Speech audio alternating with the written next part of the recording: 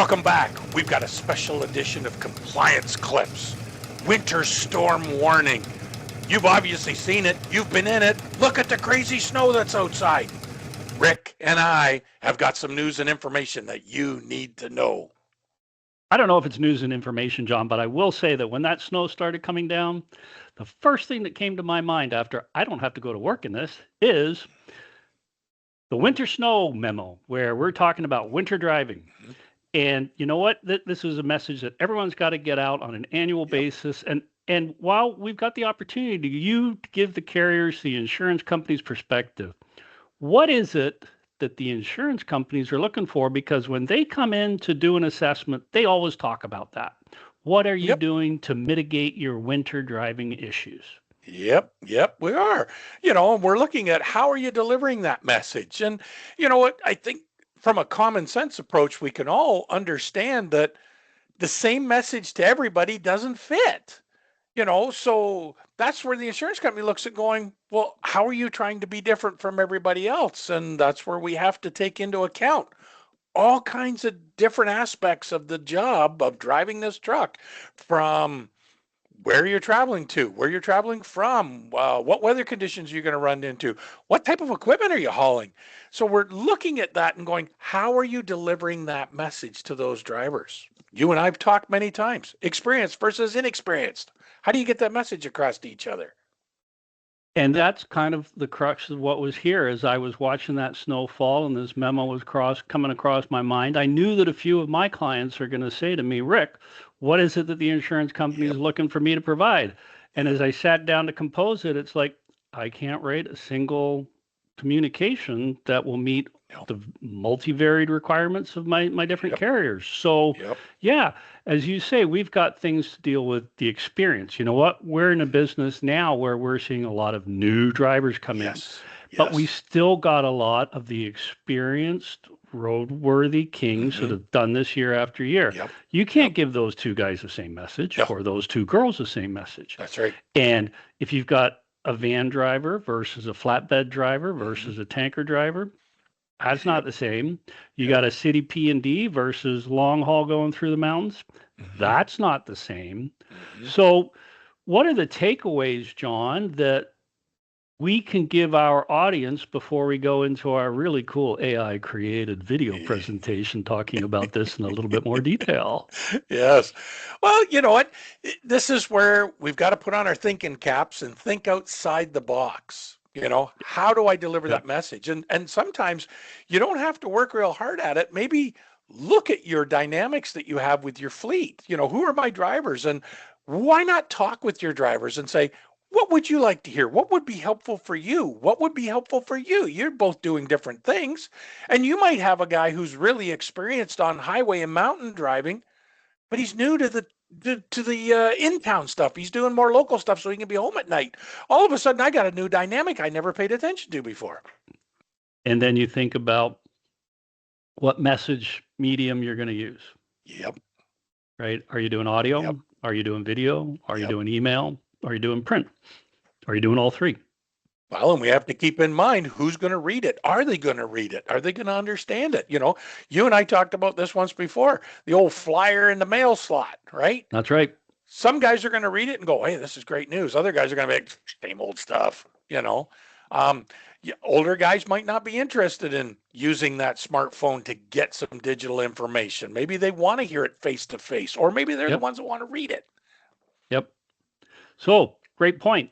We've got a lot of ground to cover in this one.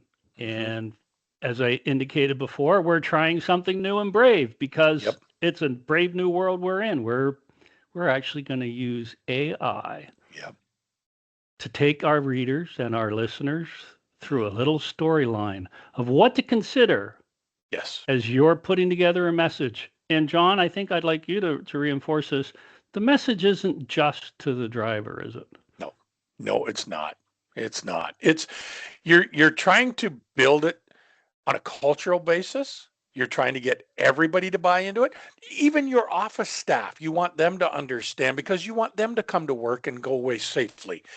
You're also having to answer to your suppliers, your finance people, but also your insurance providers. They want to know what is it you're doing and what's helping to get the message across. And I think one of the things that's frequently lost in that is your shipper and your receiver Oh, play a yes. key role here. Very Like, key. and working with them in a partnership as opposed to an adversarial Yep. relationship can be Yep. very beneficial, right? Like Big we have time. situations where you get a foot of snow overnight, and now you've got a foot of snow sitting on top of a van. Yep. And Yep. that Yep. trailer can't go up and down the road like that. Nope. And Nope. Mr. Shipper, if you send him out like that, he's going to get Hmm. stopped Yep. on the highway.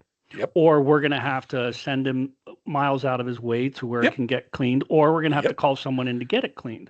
So Exactly. when we can manage this to work with everybody and bring everybody in to get to a solution, Hmm. we keep everyone's costs down. Correct. Correct. We keep our schedules as close to as possible given the weather Hmm. conditions, Hmm. and we have a positive outcome across the board. So Yep. that's what we're going to talk about today. Cool. And John was actually the guy who created today's Oh, go AI on. video. Go on. It was just a little Did they thing. say you can't teach an old dog I new know. tricks? I know. Roof, roof. Roof, roof. And on that, let's get at it. Okay, if you're a Perfect. fleet or safety manager, you know the routine. Winter shows up and out goes the safety memo. But what if we could turn that yearly chore into a powerful, life-saving tool? Well, that's exactly what we're going to get into today. Let's kick things off with the single biggest mental shift you can make. See, winter isn't just one thing you brace for in November. It's a whole season, 4, maybe 5 months of constantly changing hazards. And once you really get that idea, your entire safety strategy flips from being reactive to proactive. And this, right here, is why the old way just doesn't work. I mean, how can one generic meeting in October possibly get a driver ready for a freak ice storm in Dallas come January, or a total whiteout in Wyoming in February? It can't. Your message has to match the moment. Otherwise, it's just static. So we've broken down a better way to do this into 4 key parts. We'll start with what's wrong with the old model, then get into tailoring lessons for the driver, matching the hazard to the specific highway, and finally, we'll wrap up with the tactical toolkit you need. First up, let's really dig in and diagnose why that traditional one-size-fits-all safety memo is just fundamentally broken when it comes to winter. Just think about it for a second. A warning about mountain passes? It's completely useless to your driver down in Florida. And the advice you'd give a 20-year veteran might totally overwhelm a rookie. If your safety message isn't tailored to that specific driver in that specific place with their specific rig, it's not just ineffective, it's noise. Okay, so if the message has to be super specific, what's the most important variable to think about? Well, a lot of the time, it's not the storm itself, but the person sitting right there behind the wheel. And this is where it gets really interesting, because you're basically speaking 2 totally different languages. Your seasoned pros, they respond to the why. Give them data, tell them a story about how one tiny mistake spiraled into a huge problem. But your new drivers, they just need the how.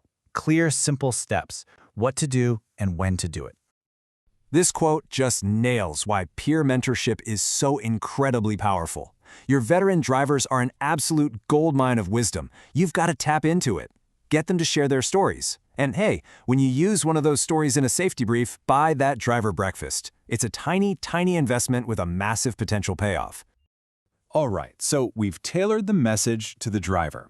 Now we have to tailor it to the where, the battleground itself, because a driver's environment totally dictates the specific hazards they're up against.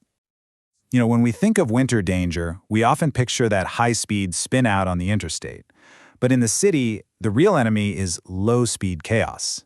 It's the icy intersection, the snowbank that creates a blind corner, or that unpredictable slush in a customer's lot.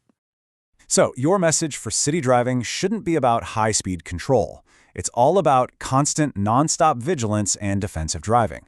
It's about hammering home that patience always beats the schedule and that doubling, even tripling your stopping distance is absolutely non-negotiable. Okay, now let's head out of the city and on to the plains. Out here, the challenge shifts big time, from dealing with tight traffic to facing environmental extremes and the real risk of total isolation. Out here, on what can feel like an invisible road, your safety message has to be about proactive survival. Yeah, that means strict speed discipline, for sure. But even more important, it means empowering your drivers to pull over before the visibility drops to nothing.